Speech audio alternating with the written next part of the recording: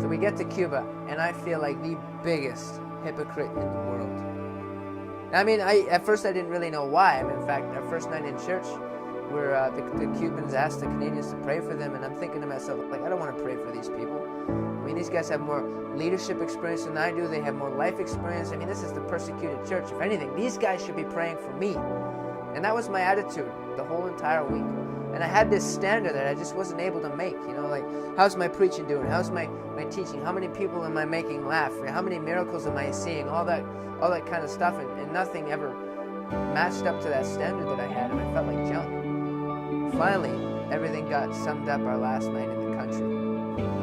I'm having dinner at the hotel with Terry Lewis and Kevin Penner, and I'm just saying things that are really raising red flags for Terry. Things like, I'm just concerned as to what decisions I make in the next little while, because I don't want to impinge my potential. I want to make sure that I maximize my potential.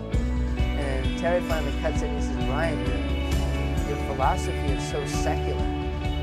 You know, where your potential is somewhere way out there, and you've got to work and earn and bleed in order to get this golden ticket, and then you'll have value. That's not biblical at all. A biblical worldview is that you've been created in the image of God, and that your value is maxed. And now the rest of your life is spent removing obstacles with Jesus so that your potential can blossom through you. And I hate these conversations. Because when I'm having these conversations, it means I'm getting corrected. If I'm getting corrected, it means it's because I'm not good enough. And I'm back to this whole downward spiral I've been feeling the whole week. And finally, Terry asked me this question that I've always disliked. And the reason why I've disliked it is because I've never had an answer. He's asked me this before. And the question was, if Jesus showed up in your bedroom, how would you react? Again, I didn't have an answer, but I knew where he was getting at because he asked me before, so I just gave him this kind of pat, a peek. And I said, I don't know, I'd fall at his feet. Terry said, why? It was more of a monkey wrench than it was a sincere question. And I said, I don't know, because he's God? Isn't that what we're supposed to do? And he says, fine. Let's say you do fall on your face. I don't believe you, but let's say you do.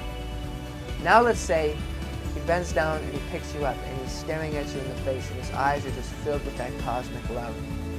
Now what do you do? And I drew a blank. That made my heart sink, because a blank answer only meant one thing: that I didn't know Jesus intimately. Now, I knew him personally. I've heard his voice. I've seen miracles. I know what the scriptures say about him and all that kind of stuff. But when it came to scriptures like he calls me friend, or he knows me by name, or I'm a co-heir with Christ, or I'm a child of God, like all these scriptures I couldn't relate with. With me and him, our relationship was very employer-employee.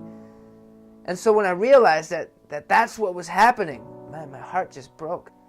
What have I been doing? And so now the conversation kind of migrates out into the hallway because they're closing down the restaurant, and Terry's bringing up this object lesson he'd been doing the whole week, where he would call someone up from the crowd and he would hold up a $20 bill. And now $20 in Cuba is a big deal. I mean, doctors make $28 a month. This is a full month of wages.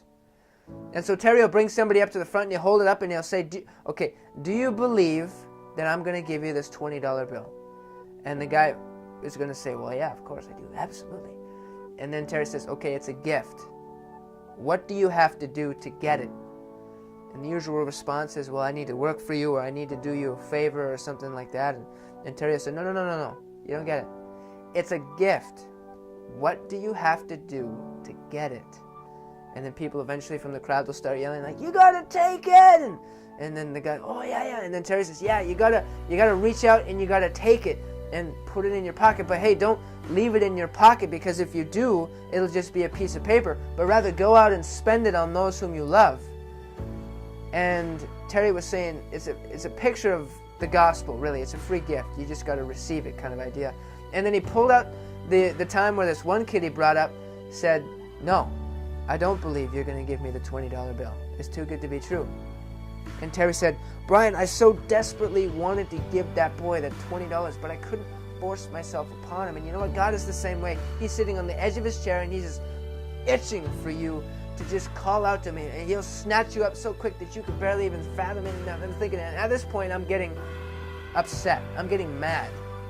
And I'm saying, Terry, if God is so willing to snatch me up the way that you say he is, how come whenever I've reached out, or I've done this, or I've prayed that way, or I've gone here, or I've given that much, and all these kind of things, I've never had that experience where he showed up the way that you says he would? It'd be so I feel like I'm being mocked by God right now. Like, here's the $20. Oh, just kidding. I mean, what do I have to do to get it? And Terry's like, Brian, you don't understand. You already have the $20. And I'm thinking, well, how do I spend it? How do I do it? And I'm just getting hot inside, upset, I'm frustrated. And so now the conversation's taken up to one of our rooms, and Terry's on the bed, and Kevin's in the chair next to me, and I'm in the chair, and I'm just at the end of my rope. And I'm upset. And these guys are looking at me, and I don't want to be looked at right now, so I just close my eyes. And I close my eyes, and I start to cry real slowly. And then within 2 seconds, I get hit with this heat on my face and on the back of my neck, and I start sweating, and I start dry heaving type of weeping. I've never cried like this before in my life. And this wasn't the ugly cry. This was like from the belly button out. This was controlled, and God started hitting me with picture after picture after picture, and I saw the face of God the Father. And it was in a little old black woman named Mama Margot. And who Mama Margot was is on our first night in the country, you know how church goes with praise and worship, and then there's the shake a hand, meet somebody kind of thing, and then there's the service. Well, during the meet and greet, this little old lady comes up to me and gives me this hug, and she says to my translator that I remind her of her son. And I said, oh, that's cute. You can be my mama. I got lots of mamas. And then she said that her son was murdered when he was 16, and he died in her hands. And she said that she had been waiting 20 years for that hug. Now, my parents love me, but they've never had to experience my death, or 20 years of daily wishing and hoping and begging and yearning, and then finally just getting that one last hug. Could you imagine the emotions that were happening there? And God showed me that picture, and he said, that's how much I love you. And I lost it. Just lost it. And the reason why he showed me that picture first is because that was the least intimidating way he could show up to me. In fact, he had to show up with that picture so he could grab my heart, so he could work around one of the emotional barriers that I had, which was receiving love from father figures. Now, when it comes from little kids, girls, moms, peers, I can receive love. But when it comes to father figures, I've got this stiff arm out, and I don't know how to put it down, and I don't want it there, but that's what was there. I mean, it was affecting, father-son relationship, obviously. And so he got my heart with Mama Margot, worked around that wall, and then the picture went into the context of Terry's question. What would you do if Jesus showed up in your bedroom? And now the picture was of me in my bedroom, downstairs out by the sliding doors, hugging Jesus as that father figure. And the depth of healing that he was able to touch in my heart just wrecked me. And I can't describe what it was. In fact, I had a conversation with Jesus.